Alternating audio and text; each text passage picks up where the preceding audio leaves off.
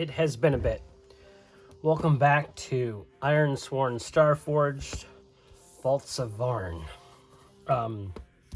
As we rejoin not Ardos Santos, but we are going to be joining Matala, a Fa nomad widow that had just recently escaped her upcoming marriage to an unwanted suitor. And she escaped her tribe with a little bit of shade and subterfuge and just sneakery, was able to effectively get out of Dodge, and now has a brighter future on this clear morning on the Vaults of Vaarn, the sands of Vaarn. Let us dive back into Ironsworn Starforged Vaults of Vaarn, folks. I'm so very excited, and let's just get right into it. So last we left her, she just successfully escaped, and now it is the following morning where we have her sort of like ready to explore the world around her. Now we know that she's going to eventually end up in Ardell Santos' camp, healing him up and helping him repair his busted equipment. But right now, she is in the limelight. And so what will happen to Matala as she explores the sands of Vaarn? So right now,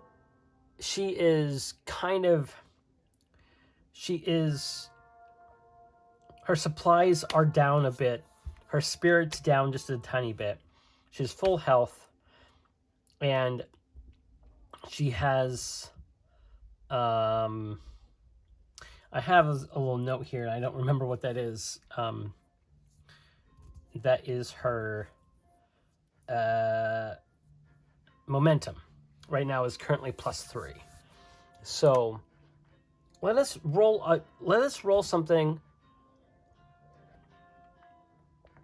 and kind of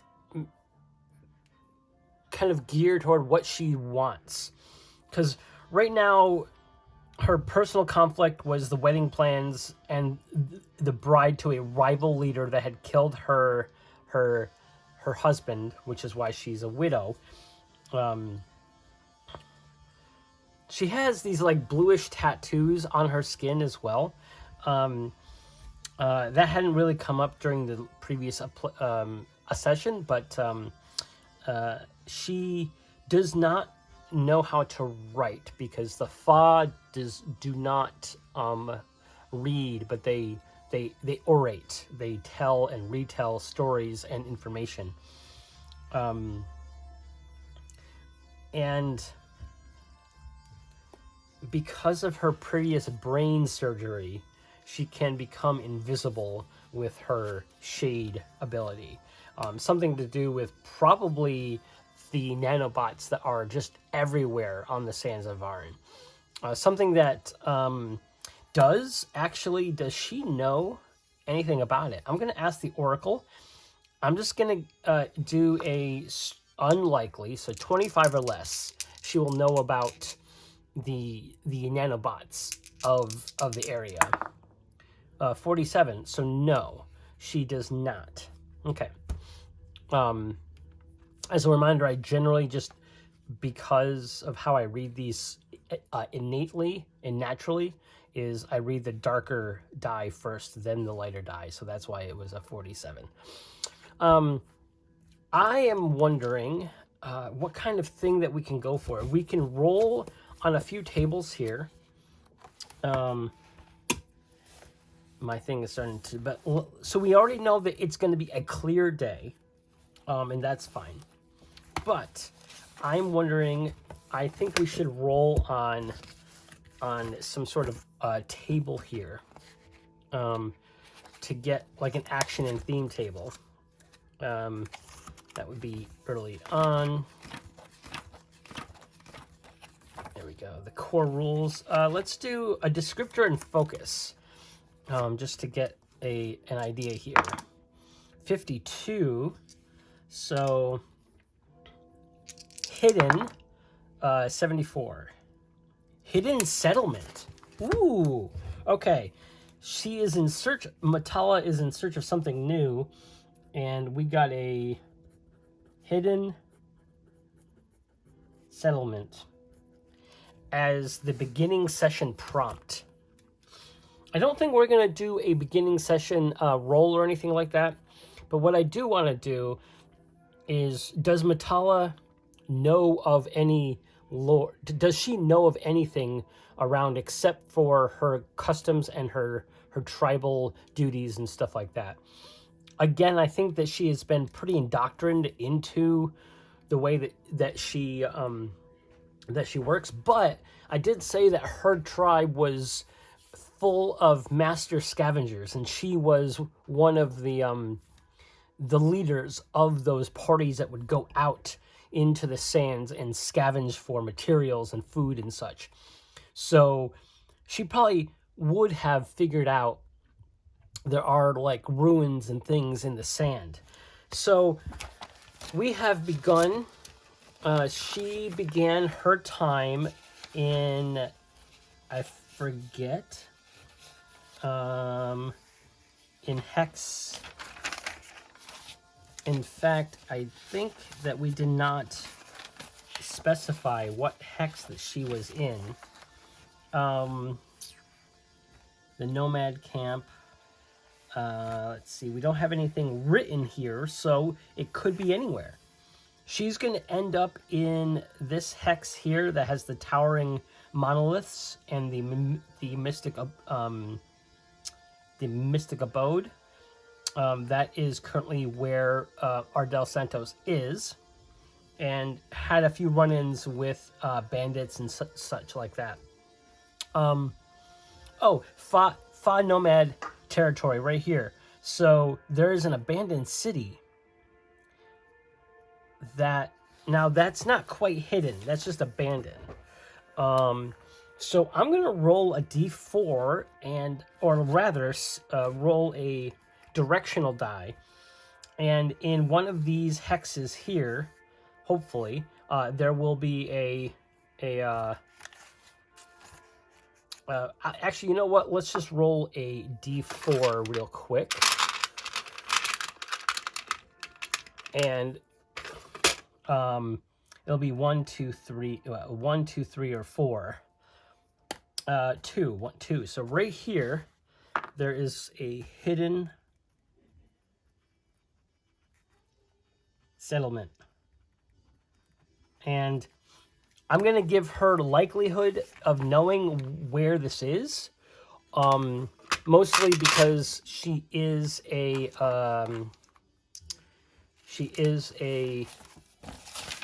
scavenger. So I'm just going to make this a this is not a roll for the game, but this is just to see if she knows about it. So I'm just going to give her a likely chance of 75 or less, and she knows where it is. 24. So yes, Matala,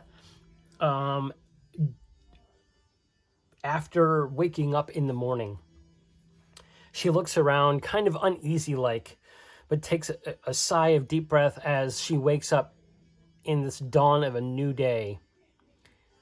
And there's no one on her heels, and does not seem that the leader, of which I forgot their name, but doesn't matter now,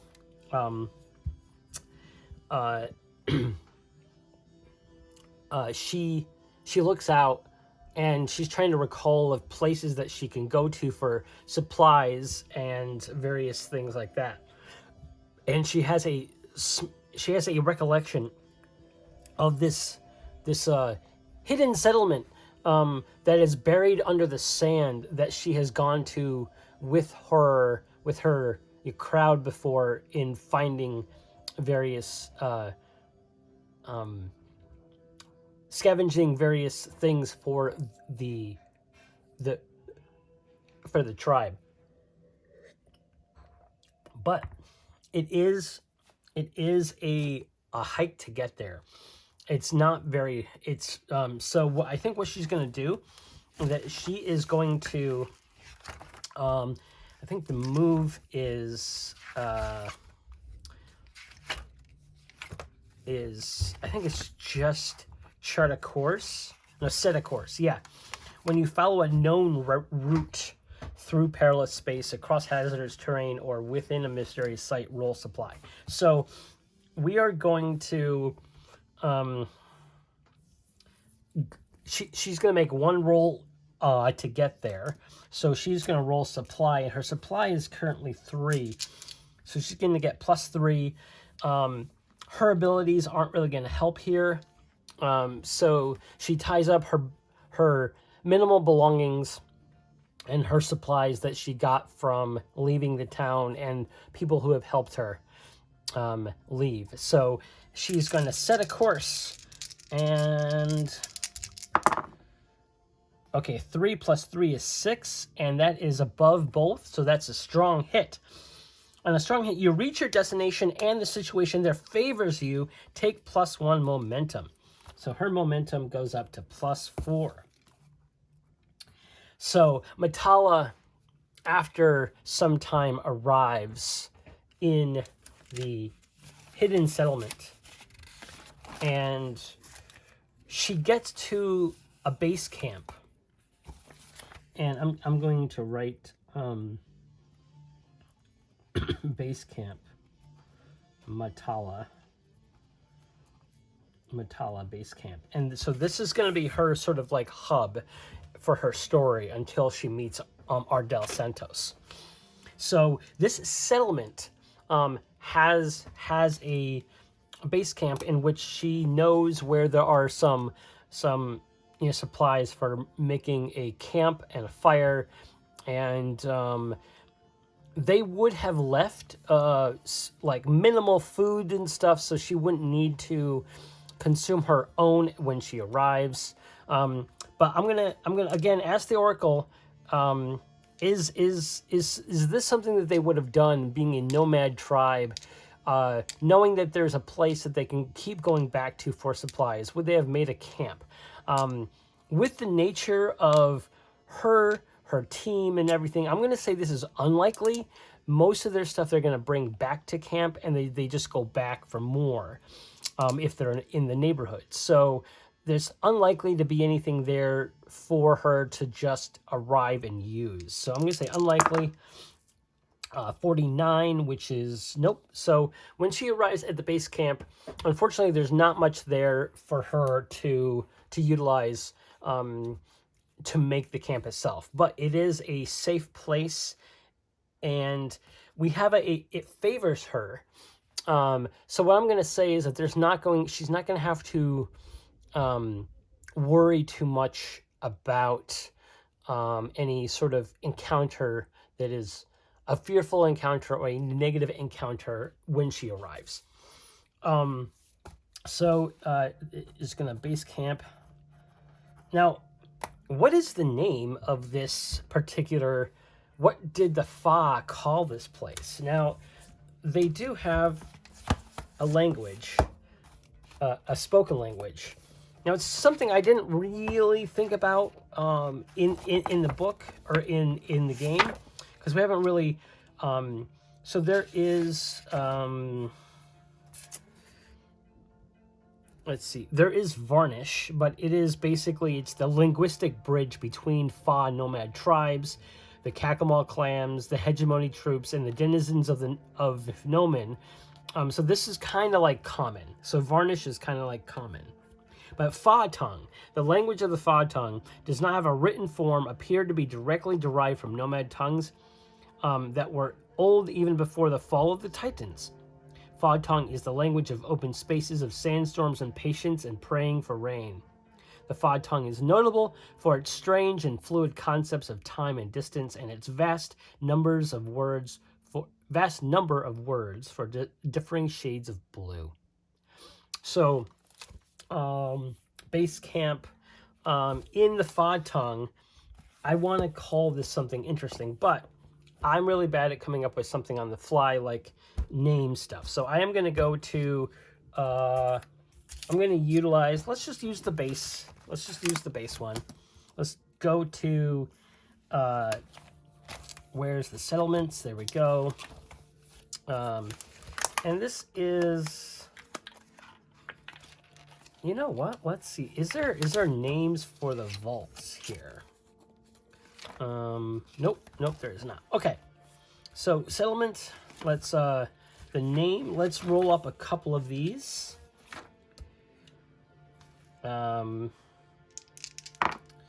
96. Wayward. Okay. 1, 2, 3, 4, 5, 6, 7, 8. Let's roll a d10. Wayward Terminal. Okay. So base camp. Wayward Terminal. Okay. So Wayward Terminal is the location name. Something I want to write down. Wayward Terminal. Okay. And Wayward Terminal. Okay. And so this particular encounter, or rather this particular location, is sort of an abandoned, sprawling underground, but also overground, sand-covered old settlement.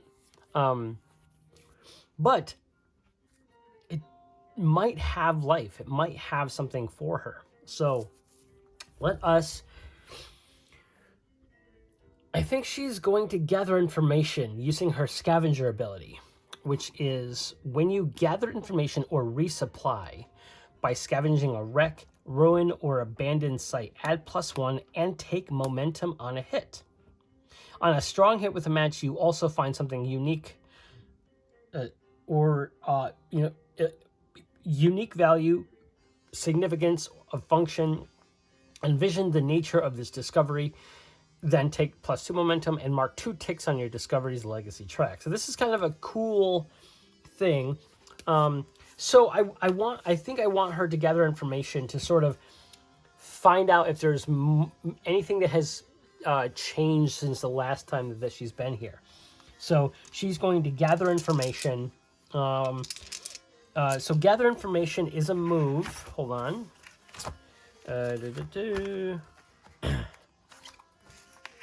That is a adventure. Is roll wits, and her wits is 2, so she gets a +3 total, 2 from her wits score, and a +1 for her scavenger. So she gets +3 on this. So she's going to gather information, searching for clues and analyzing stuff. All right, so we got a 5, 8. So that's a 10. That's a 4. So that is a weak hit.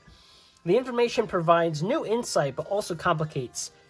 Envision what you discovered, then take +1 momentum. As always, I add my character sheet information first. So momentum goes up to 5. So we're going to envision what she discovers. So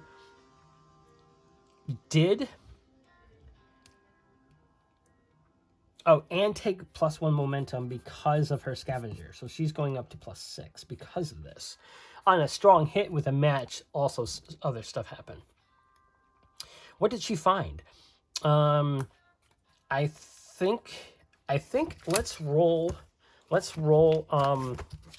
again. let us roll on a table here. She's going to find what? Oops. 85. So she found a safe, what? 43. Safe home. Oh, okay. So, searching around, Matala finds a safe home. That is awesome. She goes, oh, this little nook and area, and what I envision what this place is like windswept dunes kind of rising above the tallest structures that were here. So it's definitely in an area that it's abandoned, or not even abandoned, but it is a city that has been engulfed by sand and time. So there's expeditions here to go and find things inside, but most of everything is in the sand. It's hard to excavate, and there's been no signs. As she looked around, there's been no signs of people in active what's the word, visitation. There has not been any signs that people have been here recently, let alone because the sands of Vaarn tend to cover up things fairly quickly, especially in storms. And there was storms recently. A few sessions ago, we had rolled weather, and it was pretty bad for a while. So the area would have been pretty well washed over with sand. So she finds a small structure that still had the archway and door built into it. And while she is not used to these kinds of structures, these varnished structures as a place to be and live, which this is her new life, this is her new existence, and she needs a place to come to while she gets back up on her feet. She does not feel safe just running free, so she's going to hunker down here, and she finds a safe home. And she calls this place Wayward, as she saw an old sign that's been worn down in the Varnish language that was called Wayward Term something. The second half of terminal was worn down by sand and time, and so she calls her home Wayward. So Wayward home, which is really kind of fitting because, she is a wayward individual right now. Wayward.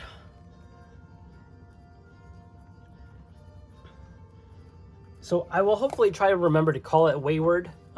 Wayward is a slightly difficult word for me to say, but, c'est la vie.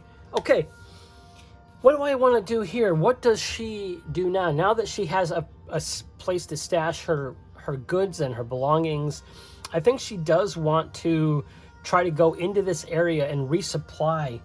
Her supply's low, her spirit's low, and not super low, but she does want to sort of like be full on. So she's going to resupply in a wreck in this abandoned site, and so she is going to do exactly that. So that is resupply in recover moves. Bolster your readiness, envision the opportunity and your approach. I think that she is literally going to be scavenging and actually crafting the space that she just found, which is safe. And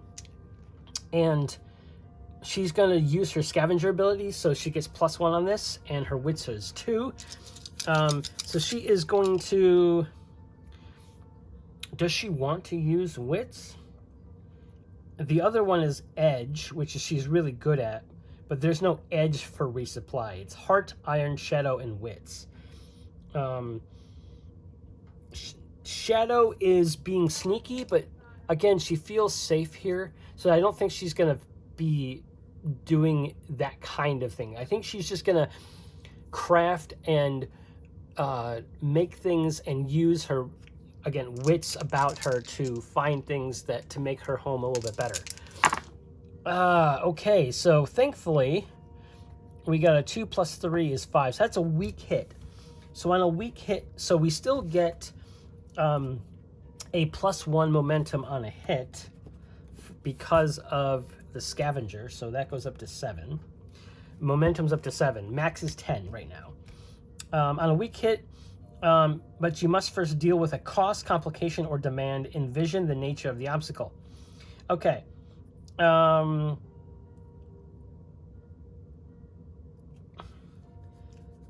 If you're... Take +2 supply. So we're going to gain 2 supply after we deal with something. So I am going to add this now, even though we're going to have to deal with a complication. So I think I'm going to roll the complication table in here. Story complication. Let's see. 76. 2 seemingly unrelated problems are shown to be connected. Unrelated problems. I'm going to re-roll this one. Her story is relatively new. Her unrelated problems seem to be connected. Well, she finds what she's looking for, which was, I envision that is like material to secure her home a little bit better, like to reinforce the door, finding some chests or some drawers for storage, that kind of thing. Finding some bed, like old bedding and stuff to make a bed in Wayward itself. But she has to deal with something first. I think because she's scavenging in this abandoned city, or that appear to be abandoned, that was safe, the only thing I can really think of is that she hurts herself in the process, but then there's something else that's related to it. It's too much of a stretch. I think I'm going to re-roll this particular complication. 22. Key location is made inaccessible. Okay.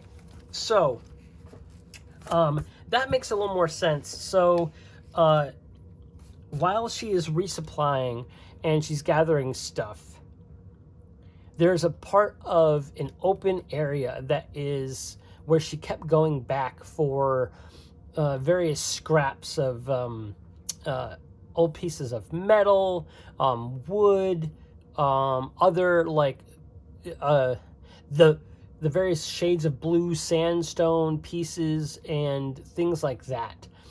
I think she, in this like large, in this these underground structures and stuff like that, I think one of them caves in, and she can no longer go there anymore. Now, story-wise, that makes sense, but mechanically, that's not really doing a lot, and the story isn't really going to change too much. But I think in the future, if she ever needs to hide in the abandoned areas, we probably will make it a little bit harder. So a part of the city is inaccessible. Okay. But she does finish her sort of resupply mission. And that probably takes like the rest of her day, as she traveled here, arrived, set up camp, found Wayward home, and then resupplied. So that took her whole day. I think for her, she needs something else to sort of happen. her inciting incident was self-contained, and she completed her that one vow of herself to escape. Kazor the Amused. Right. That was the guy's name.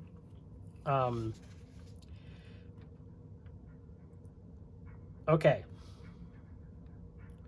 As part of the city is inaccessible now, I think I'm going to roll on a table. Let's see what she finds also as she's sort of finding things in the sand. 77. A single chess piece. Interesting. Finds a single chess piece. Now, what chess piece is it? I don't really know. It's not really important right now, but she picks it up, and I think this is the moment in which that in the scuffle of getting out of the way of a collapsing sort of part of the city that she was going back and forth in, she falls onto the sand and then uncovers this single piece, this chess piece. You know what? It's the queen. It is the queen. That for me, that makes the most impactful statement. Seeing the queen slightly uncovered from the sand as she's effectively exiling herself from her own tribe to try to get out of a bad situation. A lone, hopefully singularly powerful entity can rule the sands, or rather tame the sands, and seeing the queen slightly tilted and half buried in the sand as she falls right in front of it feels important to her. So she takes it, she snatches it and puts it in a pocket, and then continues on the rest of her day. The next day, let us see what the weather is as she wakes up. And so going east from this position, let us, here, a prismatic tempest. Whoa. The sky bruises with clouds of midnight blue. Howling winds carry scouring sheets of sand across the landscape. Thunder rends the air, and polychromatic lightning caresses the desert like the tendrils of a jellyfish deity. No travel of any kind is possible, and every hour spent, they take damage. So basically, I think anytime that they'll have to do something active outside, we will have to endure harm. Going outside is facing danger, but she is safe in her home right now. And I think, what does she want to do here? I think she's going to make a vow to explore these ruins. So she's going to explore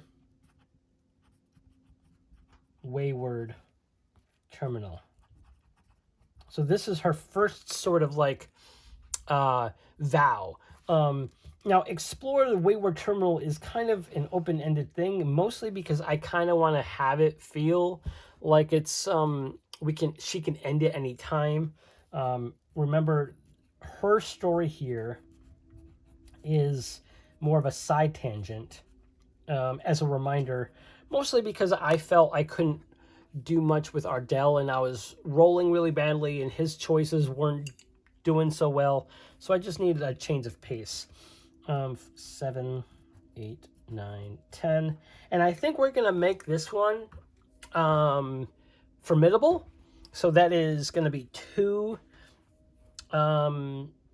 progress, or 2 boxes per progress.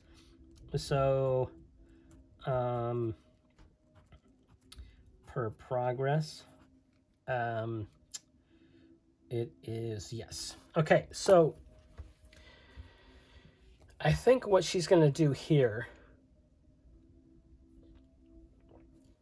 just going outside to start this quest, she needs to, well, she's swearing an iron vow right now. I forgot.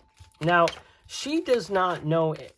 She, in the terms of the lore, in why you make an iron vow in this game, is that there's an idol, there is some piece of iron. It might be part of your character's identity or background.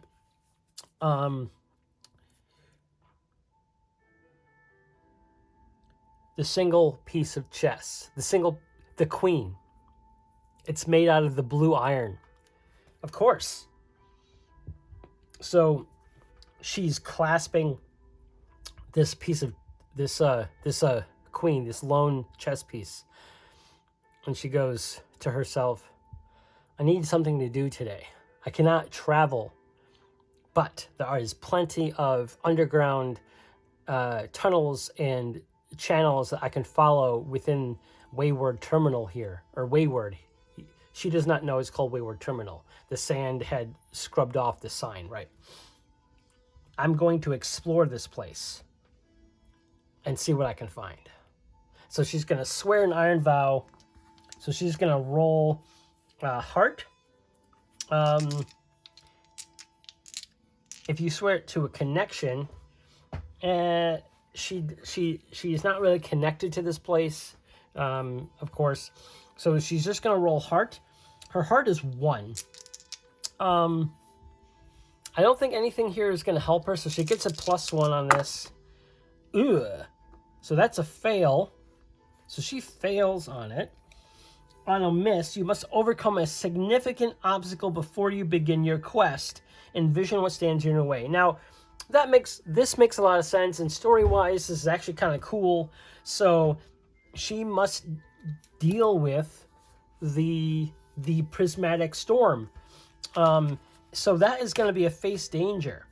When you attempt something risky or react to an imminent threat, she is going to try to roll with edge to go through the storm and find the nearest sort of tunnel, because that the accessible area, or the now inaccessible area, was her main thoroughfare into the underground areas of Wayward. And now that is closed, the storm has presented a challenge, so she had to go out into the storm to find a new entryway into the city. So that is why she has to face danger and deal with this major upset. Now, because the fact that this set, it deals a lot of damage when you're out here, if she fails, it's gonna hurt a lot. But this is something that she's trying to do before. So let us, okay, so she's rolling with edge, and I think that's good. Yeah, so edge is 3, 5, so 8. That's a strong hit. You're successful, take +1 momentum. So she goes up to 8 momentum now. That's good. Okay. So so we can't even start. So now that she's kind of skirting the corners of buildings, and when the massive gusts and the lightning hits, she's waiting for the perfect time, and she is able to get through without any damage taken, and she dives into a door that shuts behind her as the wind and the lightning zap and then fuse that door shut. Right as she opens her eyes and sees a massive atrium that has been covered in sand. There's a dimly lit sort of feel to it, especially the lightning outside kind of creates this weird, ominous, like, if you've ever been to like a circus fair with those like big balls with those like I forget what they're called, but they're static, the static balls that shoot like the little like electricity into the glass. It's like that effect, but very muffled and blurred inside this atrium because of the lightning outside. And it is quite eerily quiet underneath all the sand as well. So now she can explore this place. So I think what she's going to do here is that she's going to try to gather information first about what kind of areas that she's in, and this will kind of determine what it is. So we're going to have her gather information rolling wits. She gets a +3 total with this, and a 2 and a 5 and a 2. So +3 is a 5. So that's between the two. So that's still a weak hit. So we're gathering information on a weak hit. The information provides new insight but complicates. So then take +1 momentum. So we still hit. So we're at 10 right now. Our momentum is at 10, which is great. We can't go any higher than this. But so she gathers enough information, but something complicates her quest. So let us do this. Let us actually roll up a settlement and sort of see what kind of thing. So we know this is a settlement, but it's been buried. So let's find the settlement stuff, the table here. I gotta find it because I'm really bad at finding settlement, NPCs, weather, region generator, we don't need that. Bandits, lair, landmark, oasis, ruin,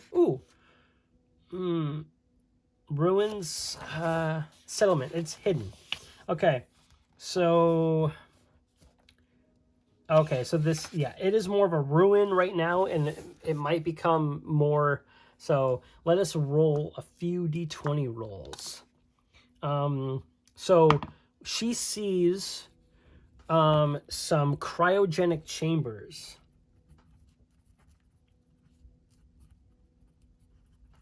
Ahead. And she also has, she's seen some,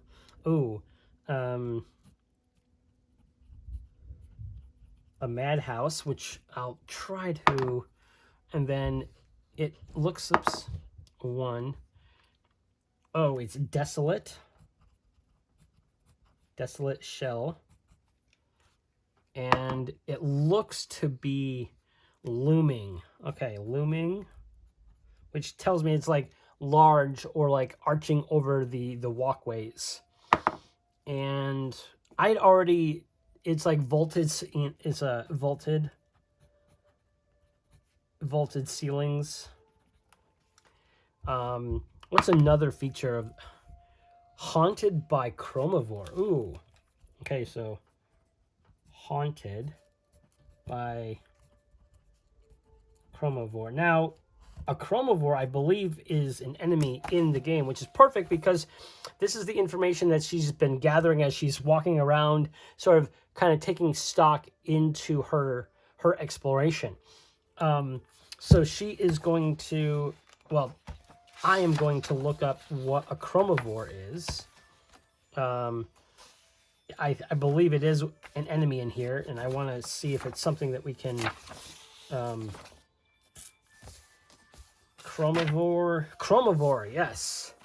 It's an outsider, which means it's not from around here.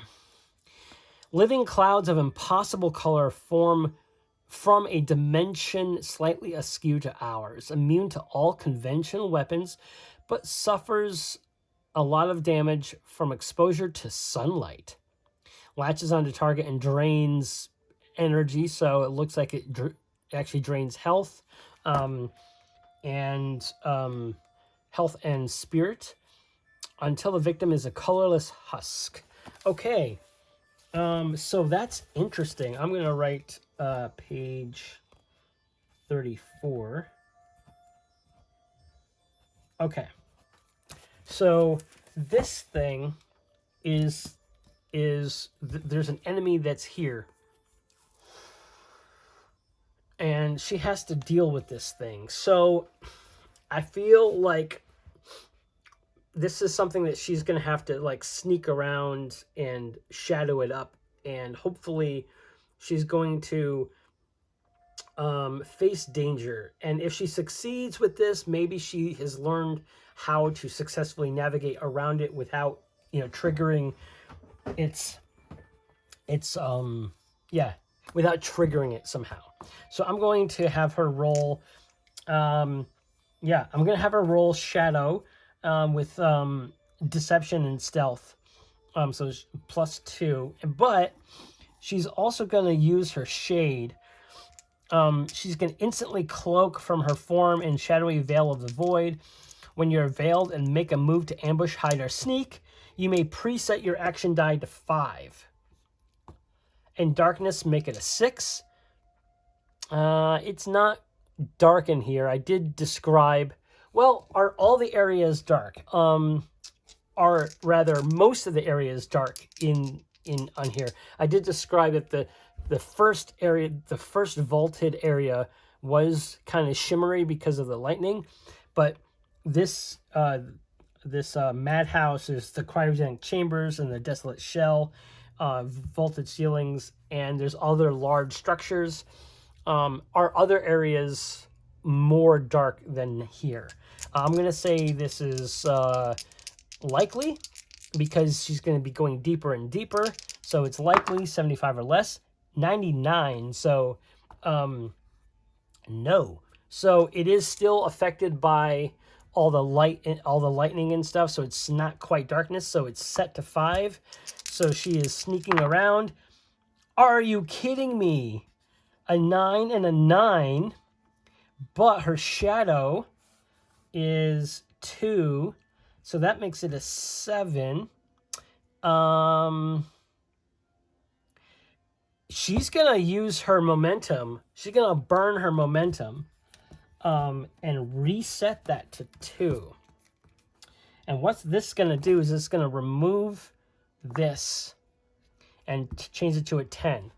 So that is a strong hit with an opportunity, because don't know the last time it's happened here at the table, but whenever these are doubles, it's usually an opportunity or a complication. So because it was a 5, it was going to be a complication, which usually probably would mean she would have to fight this achromivore. But I changed it with the 10 momentum, removed this die, made it a 10. So now it is a strong hit with a match. On a strong hit, you were successful. Take +1 momentum. So go up to 3. You are successful. So we succeed in going around. And I think with that opportunity, I think I want to roll a... I'm going to... Story clue opportunity. I think because we are in a sort of ruined area, that is a derelict, right? Location theme, yes. So we are in a ruined area. I'm going to roll a D100 to see an opportunity that can happen here. It looks like it's a 93. Shortcut or passage through the destruction. So I feel like her area. So I'm going to put new 3, 4, 6, 7, 8, 9, 10. Explore Wayward. Per progress. So I think there is going to be the Achromivore haunts, but Matala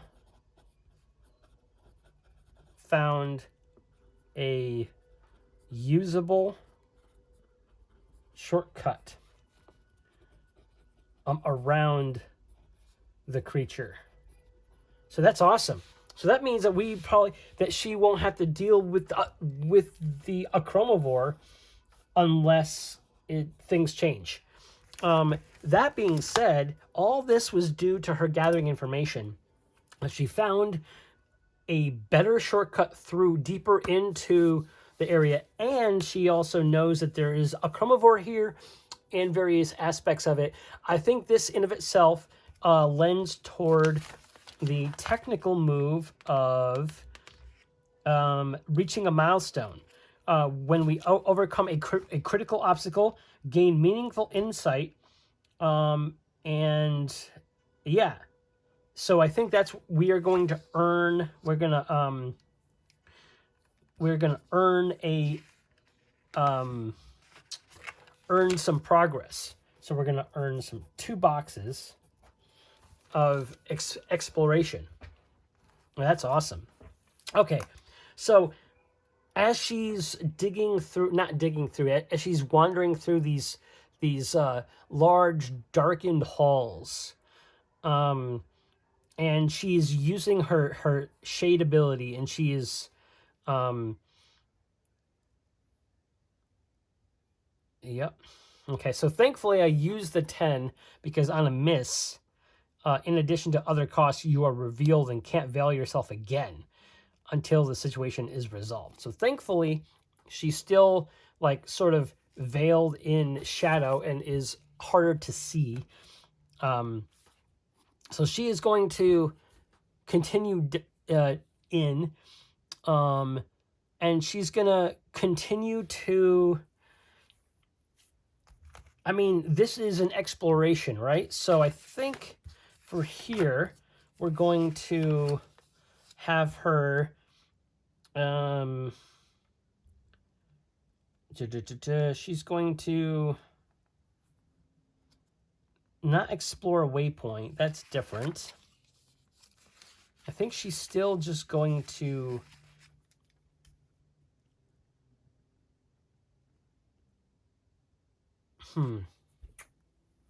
What kind of area? So we are in a ruined area, right? In the vault, the location themes. So let us roll to see what sort of things. Chaotic, fortified. Where is it? Ruined. Ruined. There we go. Let us roll a feature. Oops. Yeah. 63. So rubble-strewn paths. So just lots of things here. And there's just not much that she can see, probably. And in this new area, let us roll another space derelicts. Okay. Let us roll. Oops. 5. So settlement. So this is a community area. Got it. Okay, so now let's go to community. Let's roll 64 in area. 64. A market area. And it looks to be 57. 57. There is a guard post in this market area. Okay, so finds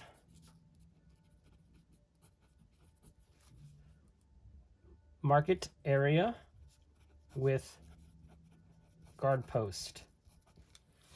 Cool. So this little space,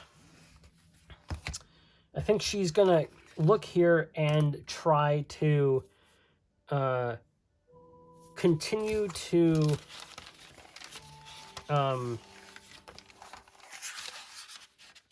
gather information and learn more on this area. Just learn more, like who lived here, that kind of thing. So with her scavenger perk, oh my lord, so that's exactly a 6, and that's a 6. Oh man, so that is a miss with a match. Okay, so gathering information here did not go so well. I believe this is just we fail on looking at or finding anything. Your investigation unearths a dire threat or reveals an unwelcome truth that undermines your quest. Pay the price with a complication. Okay. All right. So we have to pay the price. I always like using the pay the price little cheat sheet card here. It is in here too, but let us roll a D100. 96. Yikes. 96. Roll twice. Okay, so all right, this is just the pay the price, and there's a complication. Things might get dicey, folks. 70. Okay, so we have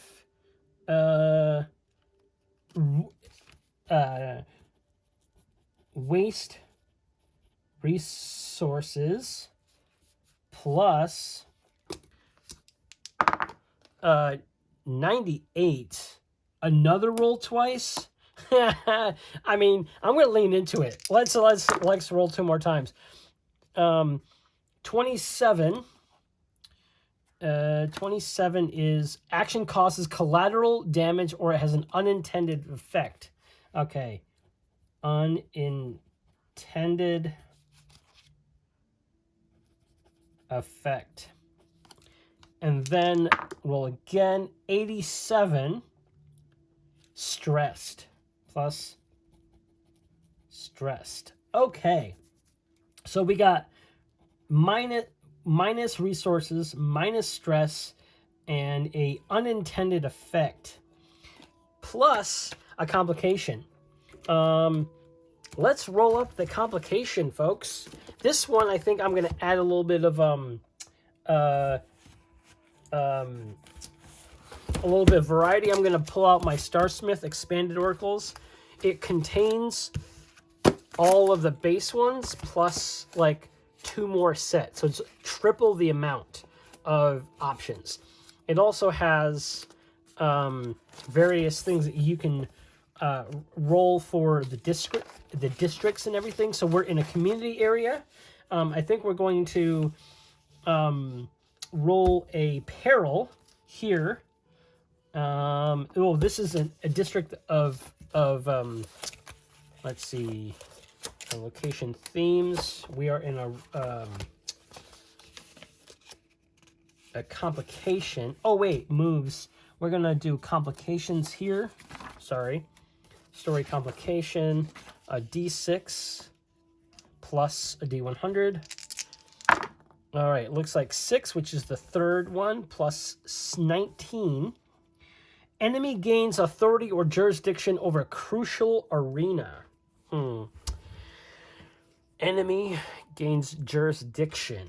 All right, so that's the complication. I'm going to add that to my little list here. Plus enemy gains control of area. Okay. I think this is the scenario. We're going to set the scene, and then we'll do some rolls. The scene is as she is coming across this kind of open space with like sand kind of covering up these old market stalls and old buildings that obviously were of some use to merchants and traders and business people of the past. She's like opening up. Aha, I got it. So she opens up a door, and then out from the sands underneath the floor area of the door that she just opened, a large creature just kind of bursts through the sand out into the area, the market area. So that's the unintended effect. Releases the enemy.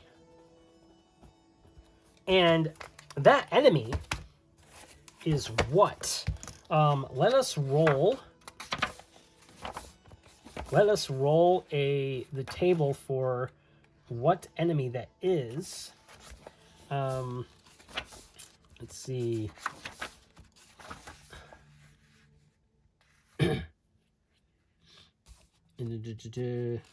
Okay. All right, so we have vaults. Okay. I'm trying to find, there was like a table to create, or rather roll on, for what kind of enemy that you can run into. That's like these things. Desert encounters. There we go. D20 in... Okay, D20. Let's roll D20. 18. Stumbling drone. Let's look up what a stumbling drone is. Ooh, staggering boxy war synths. If flipped onto their backs, cannot right themselves. We don't know that. But when they deal maximum damage from their plasma rifle, they suffer equal damage due to overheating. Okay. So a stumbling drone bursts out of the sand. And I'm going to roll up their